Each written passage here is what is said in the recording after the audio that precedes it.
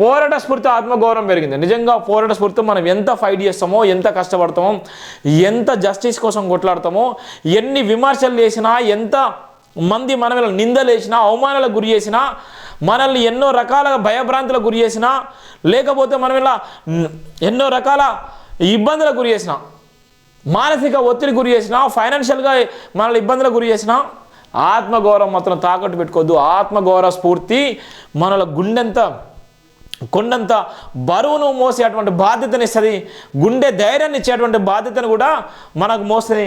అందుకోసమే పోరాట స్ఫూర్తి నాకు ఎంతో ధైర్యాన్ని ఇచ్చింది, ఆత్మగౌరవాన్ని ఇచ్చింది. నాకు ఎందుకు నేను పోరాట స్ఫూర్తి ఆత్మగౌరవం ఇచ్చిందంటే, నేను పుట్టిన జిల్లా కాదు, నాకు ఆ నియోజకవర్గానికి సంబంధించింది కాదు, కానీ నేను 2 ముఖ్యమంత్రుల మీద నేను పోటీ చేశాను. 2 ముఖ్యమంత్రులు కూడా ఓటమికి నేను బరాబరి కారణమయ్యాను.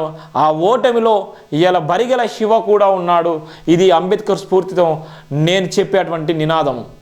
ఎందుకు నేను ఆ మాట చెప్తానంటే, పోరాట స్ఫూర్తి ఆత్మగౌరవాన్ని ఇస్తుంది, పోరాట స్ఫూర్తి ధైర్యాన్ని ఇస్తుంది, పోరాట స్ఫూర్తి ఈ సమాజంలో వెలుగునిస్తుంది, పోరాట స్ఫూర్తి మంచితో పాటు చెడును కూడా నేర్పుతుంది. అంటే అంత గొప్ప ఆలోచన కలిగినటువంటి బాబాసాహెబ్ అంబేద్కర్ గారు ఆయన రాజకీయంగా ఆయన రాజ్యాంగం రాసే సమయంలో ఆయన అనేక సందర్భాల్లో ఈ గాంధీజంతోనే ఈ ఉన్నటువంటి కుట్రకుతంత్రాలతో ఆయన ఫైట్ చేసిండు. కానీ ఆయన పోరాట స్ఫూర్తితోనే ముందుకెళ్ళిపోయిండు. ఇలా ఉన్నటువంటి ఎంతోమంది, ఇలా బాబాసాహెబ్ అంబేద్కర్ కాదు, కాంశీరామ, ఎంతోమంది మహనీయులు, ఎందరో మహనీయులు, వాళ్ళందరూ పోరాట స్ఫూర్తితోనే వాళ్ళు వెలుగులోకి వచ్చినటువంటి సందర్భం ఉంది. అందుకోసమే పోరాట స్ఫూర్తితోనే ఆత్మగౌరవం నాకు పెరిగింది. అక్కడ ఉన్నటువంటి ముఖ్యమంత్రులను ఓడించడంలో కీలక పాత్ర వహించి, అక్కడ ఉన్నటువంటి ఇండిపెండెంట్ల జేఏసీని ఏర్పాటు చేసి, స్వతంత్ర అభ్యర్థుల జేఏసీని ఏర్పాటు చేసి 10,193 ఓట్లను కూడా సంపాదించుకొని, అక్కడ ఉన్నటువంటి ఎవరైతే గెలిచేటువంటి క్యాండిడేట్ ఉన్నారో మళ్ళీ ఉప ఎన్నిక జరగకుండా చేసేటువంటి భాగ్యం కూడా మాకు దక్కింది. ఆ అదృష్టంలో మేము కూడా ఉన్నాం.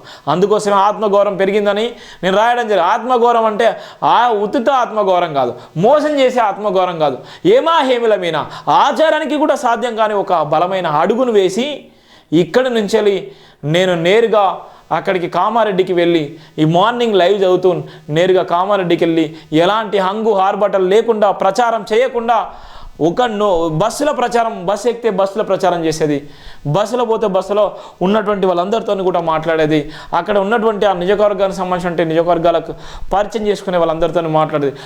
ప్రచారమే నాకు 249 ఓట్లు పడేలా చేసింది. అందరి జేఏసీ పరంగా 10,193 ఓట్లు పడే విధంగా చేసింది. ఆత్మగౌరవం కోసం జిల్లా కలెక్టర్, ఆర్డీఓ వాళ్ళందరూ కూడా, సెంట్రల్ ఎలక్షన్ అబ్జర్వర్లు, స్టేట్ ఎలక్షన్ సిఇఓలు కానీ ఎంతోమందిని కలిసే విధంగా నాకు ఆ స్ఫూర్తినిచ్చింది. అది నేను పోటీ చేయడం వల్లనే. అందుకోసమే ఏదైతే పోరాట స్ఫూర్తి ఉందో అది ఆత్మగౌరవం పెరిగింది. రేపు వరంగల్ పార్లమెంట్ ఎన్నికలు కూడా ఇదే స్ఫూర్తితో కూడా నేను మళ్ళీ వరంగల్ పార్లమెంట్ ఎన్నికలో నిలబడబోతున్నాను. పార్లమెంట్ ఎన్నికలో ఆత్మగౌరవం కోసం నిలబడబోతున్నాను. వరంగల్ జిల్లా ప్రజలారా, ఈ స్ఫూర్తి నాకు ఇవ్వండి. ఇవాళ ఉన్నటువంటి మాయమాటలు చెప్పి రాజకీయ నాయకులు మాయమాటలు చెప్పి మోసాలు చేసి కోట్ల రూపాయలు దండుకునే ప్రయత్నం చేశారు. రాజకీయ నాయకులు అనేకమైన హామీలు ఇచ్చి హామీలను కూడా పక్కన పెట్టేసి వాళ్ళు పబ్బం గడిపేటువంటి పరిస్థితి ఉంటుంది. ఇలా మన హామీలు ఇయ్యము, ఉన్నది ఉన్నట్టుగా చెప్తాము. ఈ సమయ స్ఫూర్తి, ఈ ఆలోచన ఓన్లీ బాబాసాహెబ్ అంబేద్కర్ ఆలోచన విధానం మాత్రమే. ఏ అయితే జస్టిస్ కోసం కొట్లాడేటువంటి వ్యక్తులు ఉన్నారో, ఇవాళ ఏ హంగు హార్బాటలు లేకుండా నిలబడ్డటువంటి వ్యక్తులకు ఇవాళ సపోర్ట్గా ఉండండి, ఇవాళ వెన్నుదన్నుగా నిలబడండి, ఇవాళ అండగా ఉండండి అని కూడా నేను తెలియజేస్తున్నాను. కామారెడ్డి బరిలో ముఖ్య నాయకులు కంగు తిన్నారు. జిల్లా ఎలక్షన్ అధికారి కలెక్టర్ చేతుల మీదుగా క్లీన్ చిట్ పత్రం కూడా స్వీకరణ జరిగింది. ధృవీకరణ పత్రము ఏదైతే మీ ఎలక్షన్ సంబంధించినటువంటి చాలామంది మీద కేసులు ఉంటాయి, చాలామంది మీద ఇబ్బందులు గురి చేస్తారు, చాలామంది మీద అకౌంట్ విషయంలో కానీ చాలా తప్పులు చేస్తారు, మోసాలు చేస్తారు. కానీ ఇక్కడ ఉన్నటువంటి ఏ తప్పులు చేసినా 3 సంవత్సరాల తర్వాత కూడా మనం పోటీ చేయడానికి అనర్హత వేటు వేయడానికి కూడా సిద్ధంగా ఉన్న నేపథ్యం కూడా ఉంటుంది. ఎవరైతే తప్పుడు ధృవీకరణ పత్రాలు కానీ, లేకపోతే అంటే అబ్జర్వర్లను మోసం చేసి కానీ, లేకపోతే ఎలక్షన్లో డబ్బులు ఖర్చు పెట్టి ఇష్టానుసారంగా లెక్కలు చెప్పకపోవడం కానీ, లేకపోతే ఏమైనా మిస్యూజ్ చేసడం కానీ ఎన్ని చేసినా కూడా అవన్నిటికీ రాష్ట్ర ఎన్నికల సంఘం కానీ కేంద్ర ఎన్నికల సంఘం కానీ అక్కడ ఉన్నటువంటి నియోజకవర్గానికి సంబంధించినటువంటి ఎవరైతే అబ్జర్వర్ టీం ఉన్నారో, ఎవరైతే ఆ నియోజకవర్గానికి సంబంధించినటువంటి ఎవరైతే బాధ్యత వహిస్తున్నారో ఎలక్షన్ సంబంధించినటువంటి వాళ్ళందరూ కూడా ఎప్పటికప్పుడు నిఘాలాగా ఉంటుంది. ఆ నిఘా పర్యవేక్షణలో అక్కడ ఉన్నటువంటి జిల్లా కలెక్టర్ గారు డిస్ట్రిక్ట్ ఎలక్షన్ ఆఫీసర్ గారి చేతుల మీదుగా క్లీన్ చిట్ ఇవ్వడం జరిగింది. ఎలాంటి ఏది లేదు. ఇలా ప్రజాస్వామ్యంలో రాజ్యాంగానికి లోబడి మనం పనిచేసాం, రాజ్యాంగానికి లోబడి ఇలా మనం ఎన్నికలో ఉన్నామని కూడా ఆయన క్లీన్ చిట్ ఇవ్వడం జరిగింది. ఆ నేపథ్యంలోనే మళ్ళీ నేను ఎక్కడైనా పోటీ చేయడానికి కూడా నాకు అర్హత కూడా కల్పించినటువంటి నేపథ్యం ఉన్నటువంటి పరిస్థితి కూడా ఉంది. అందుకోసమే ఇక్కడ పోరాట స్ఫూర్తి ఆత్మగౌరవం పెరిగిందన్నటువంటి ప్రధాన వార్త కూడా రాయడం జరిగింది. జేబీ సంస్థల పోరాట రాష్ట్ర ప్రభుత్వ ఏర్పాటులో తన వంతు కృషి కూడా చేసింది. ఇవాళ రాష్ట్ర ఏర్పాటుకు చాలా వరకు మేము ఈ ప్రభుత్వం మారాలి, టీఎస్పీఎస్సీ విషయంలో కోల్పోయినటువంటి నిరుద్యోగుల జీవితాలు ఆగమైపోయినాయి. ఇవాళ ఎంతోమందికి ఇలా నిరుద్యోగ భృతి అన్నారు, ఇలా ఉద్యోగ అవకాశాలు అన్నారు, ఇలా దళిత బంధు అన్నారు, ఇలా బీసీ బంధు అన్నారు, ఇలా బహుజన బంధు, ఎన్నో రకాలుగా బంధువులు అన్నారు, ఎన్నో రకాల ఉద్యోగ అవకాశాలు అన్నారు. కానీ ఈ ఉద్యోగ అవకాశాలు రాలేదు. ఇలా తెలంగాణ అమరుల కుటుంబాలకు న్యాయం జరగలేదు. తెలంగాణ కోసం ఢిల్లీకి పోయి కూడా మేము ధర్నాలు చేసిన సందర్భంలో కూడా రాష్ట్ర ప్రభుత్వం పట్టించుకోలేనటువంటి దాపరికం లేదు. అందుకోసమే ప్రభుత్వం మారాలి, పరిపాలన మారాలనుకున్నాం. ప్రభుత్వం మారింది, పరిపాలన మారింది. అందుకోసమే ప్రజాస్వామ్యమే గెలిచింది అనేటువంటి ప్రధాన వార్తను కూడా ఇక్కడ చూసి రాయడం జరిగింది. ఎక్కడ తగ్గని పోరాటం, ఎవరికి దక్కని ఆత్మగౌరవం జేబీ సంస్థలకే సొంతం. పోరాటాలకు మారుపేరుగా నిలుస్తున్న జేబీ సంస్థలను ఆదరిస్తున్న విశేష జనం. మరెన్నో ప్రయత్నాలతో సమాజాన్ని మేల్కొల్పే దిశగా ముందుకు సాగుతున్న జేబీ సంస్థ చైర్మన్ బరిగిల శివ. ఇక్కడ ఎందుకు రాసినాం అంటే పదే ఇవాళ ఎవరు మా గురించి పేపర్లు రాయలేదు. అంత పెద్ద కామారెడ్డిలో పోటీలో ఉన్నప్పటికీ, అంత పెద్ద కామారెడ్డి ఎన్నికల్లో మేము బరిలో ఉన్నప్పటికీ ఎవ్వరు కూడా ఆర్థిక సహాయం చేయలేదు. ఎవ్వరు ముందుకొచ్చి కూడా సహాయం చేయలేదు. ఒకవేళ ఆర్థిక సహాయం చేయడానికి మేము అడిగితే ఇవాళ మీ ఫోన్లు ట్యాంపరింగ్ చేస్తారు, ఇవాళ మీరు సీఎం మీద పోటీ చేస్తున్నారు, ఇవాళ సీఎం మీద పోటీ చేసిన నేపథ్యంలో మీరు మాతో ఫోన్లు మాట్లాడినా మాకు మీకు ఏమైనా సంబంధం ఉందంటారు. ఇవాళ ఎలాంటి రిలేషన్షిప్ కూడా దాని సొంత పార్టీ సొంత నమ్ముకున్నటువంటి వ్యక్తులు కూడా చెప్పిన నేపథ్యం ఉంది. ఎవరైతే అధికారులరో, ఎవరైతే రాజకీయ నాయకులున్నారో ఎవ్వరు కూడా ముందుకు వచ్చి ఎలాంటి సాయం చేయలేని పరిస్థితులు ఉన్నారు. ఆత్మగౌరవం ఒకటే కనబడ్డాయి నాకు. అంబేద్కర్ గారి నినాదం కనబడ్డది, అంబేద్కర్ గారి భావజాలం కనబడ్డది. అందుకోసమే రాజ్యాంగాన్ని పట్టుకొని ఈ సమయస్ఫూర్తిని నేను కామారెడ్డిలో కేటాయించడం జరిగింది.